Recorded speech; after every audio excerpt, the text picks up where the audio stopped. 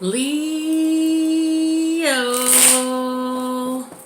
What's up, Leo? It's your girl D with 8th House Energy here to bring you your July 2020 Silent Enemies reading. Peace out to all the Leos. I appreciate all the love and support you bring. That's why I got the call for the Leo. So, Leo, just know that this is not going to resonate with every placement of Leo. Take what resonates, leave the rest, my friends. You know how that works.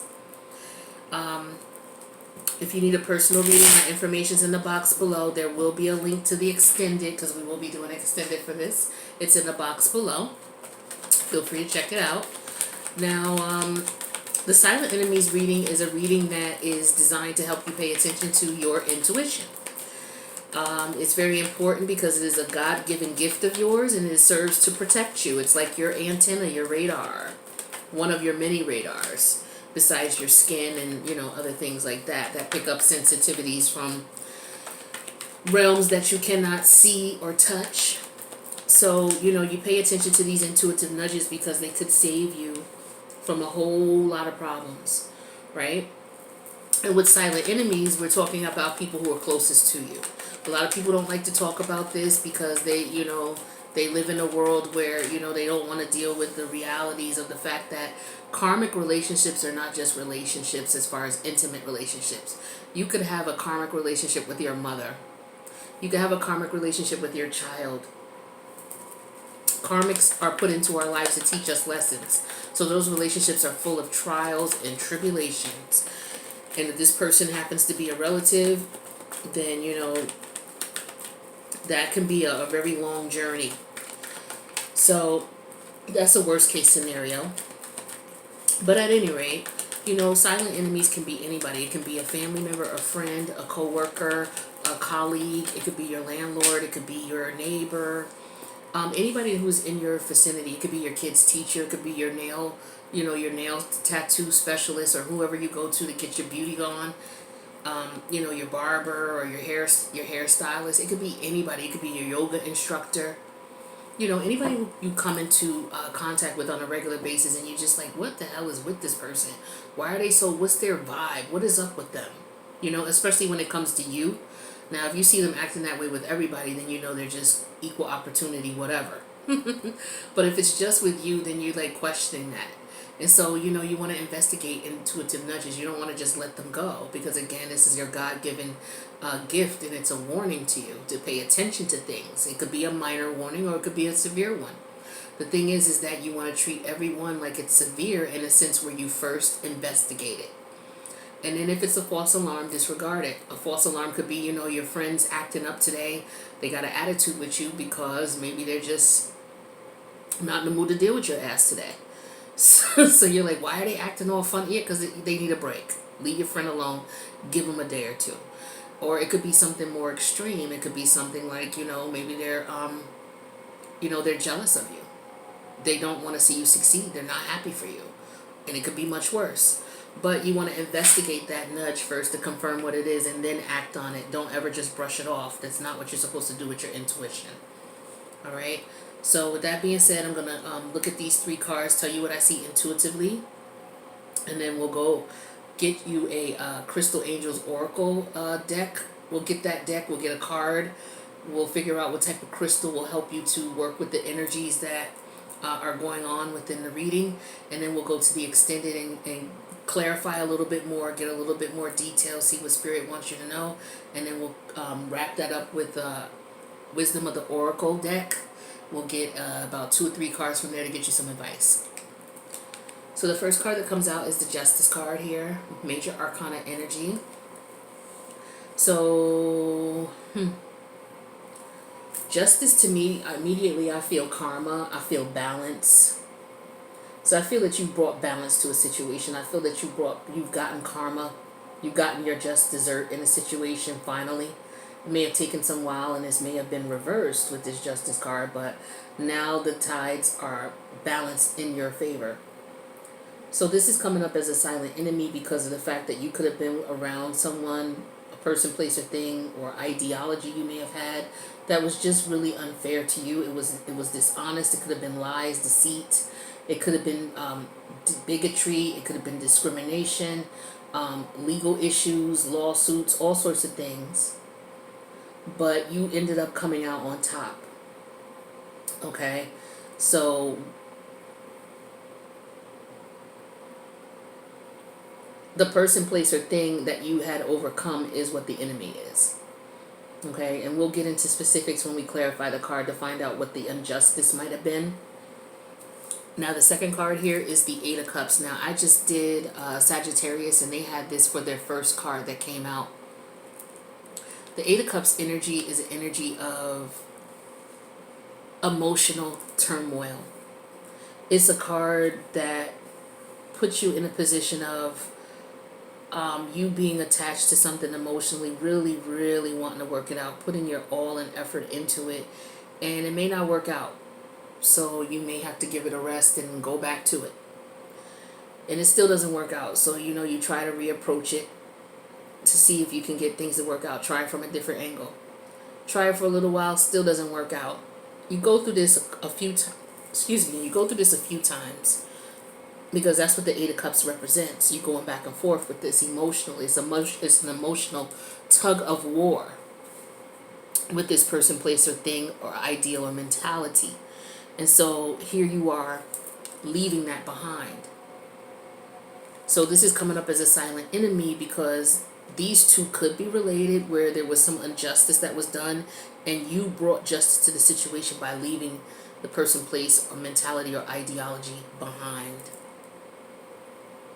It was hard for you to do.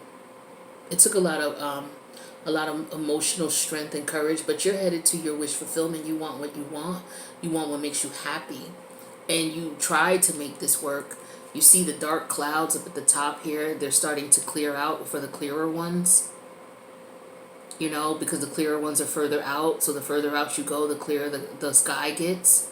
So yeah, the dark clouds around here just represent the trouble, the aggravation, the stress that you went through. And you're headed for clearer waters, clearer skies.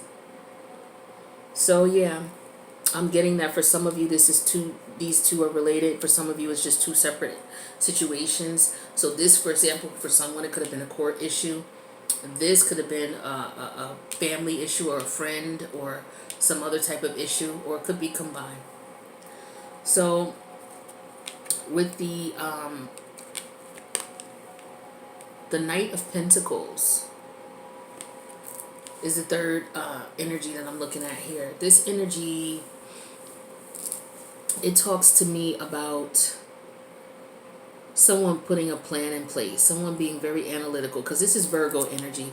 Virgo energy is very analytical, well thought out, methodical, meticulous. It can be to the point where it's over analytical, OCD. You gotta dot every I, cross every T. Everything needs to be aligned in such a fashion that's more extreme. But this is someone who doesn't jump into things without thinking. This is someone who makes sure that they read the instructions, they read the directions before they begin. They gather all the tools that they need if they're gonna, if it's about a project. They're gonna read the instructions. They're gonna find out what they need first. Then they're going to read the instructions. Then they're going to make sure they have all the tools. And they're going to have to make sure they have the right tools. Before they even do that, they confirm if this is something that they're going to invest their time, effort, and energy into by confirming how long on average it should take to put this project together. Like, this is how this person breaks things down. Okay? Very analytical. They follow the rules. This is why this knight is considered the slowest knight. It's not that he's slow. He's just very detail-oriented, and he's not in a rush to make any mistakes. Because when he comes through very solid, very stable, reliable. You don't even have to question it. When you see him, you know that things are going to get done. You know how you have that mechanic that you go to, and it's like, yeah, okay, I know my car is in good hands because John's working on my car today. Not that bullshit-ass guy, Mark. Who did whatever. John's working on my car. Every time John does my car, he does a good job. Something like that. This is John. Reliable. Now, why is this showing up as a silent enemy? Because this could be somebody who's watching you. They could be using those types of skills to be watching you, to be preying on you to see what the hell you're doing for whatever their reason could be. So what we're going to do in the extended is we're going to clarify and find out, is this somebody who's watching you? Is this someone who's scheming on you? Are they trying to get money from you? This could also represent someone who's coming in trying to establish a long-term friendship. The Knight of Pentacles talks to me about someone who comes in and wants to take their time to get to know you. So this is someone who will say, okay, you know, we exchange phone numbers. So they'll call you. Maybe you go out maybe twice a month for like 3 months. You know, you'll go out every other weekend or something like that. They give you just enough space. But then at the same time, they make a commitment to see you at least every other weekend. You know, you talk on the phone, but so much. They don't overwhelm you, but it's consistent and it's regular. But this person is showing up as a silent enemy. And the only reason I'm thinking that it is the case is because this person did you wrong in the past. They may be trying to come back. So you may be looking at this person like, So this person could be related to the injustice that was going on here. If there was some injustice going on, they could be related to that. This person could be related to this situation you may have walked away from. We don't know. We'll find out in the extended. But before we go to the extended, let me get you a Crystal Angels Oracle to see what energy Spirit wants you to work with in reference to what we discussed here in this reading. So what messages or what crystals will be best? Now, crystals are a great way to help to raise your vibration so that you can attract what it is that you want in life. Each stone or crystal has a particular purpose. You can even train a stone. I don't particularly like to do that because I think a stone should just naturally do what it's naturally supposed to do. But you can train it if you want. You may want to look up some information on that if you're really interested in training your crystal to do what you want them to do.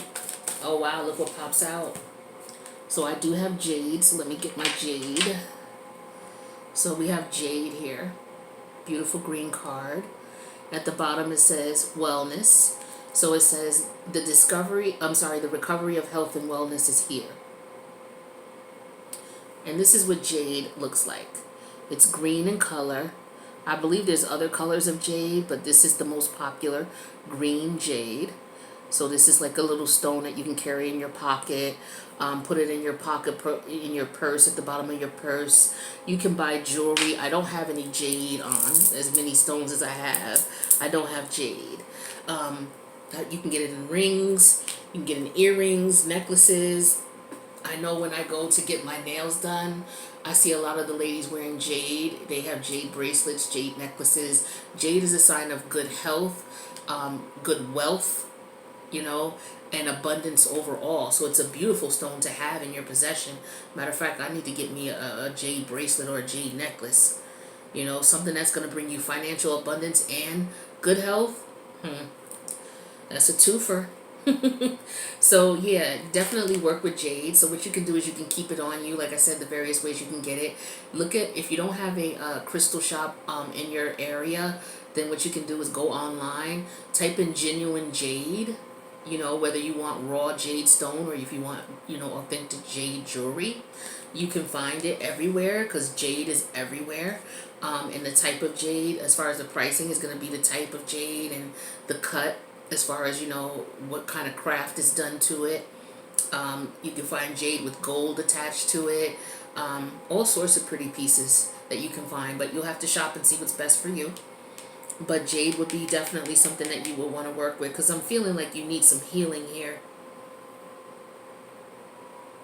What you've been through as far as this Eight of Cups and having to walk away. And then the injustices, I feel like there was some injustices. Even though there's a justice upright, I feel like it was unjust at first.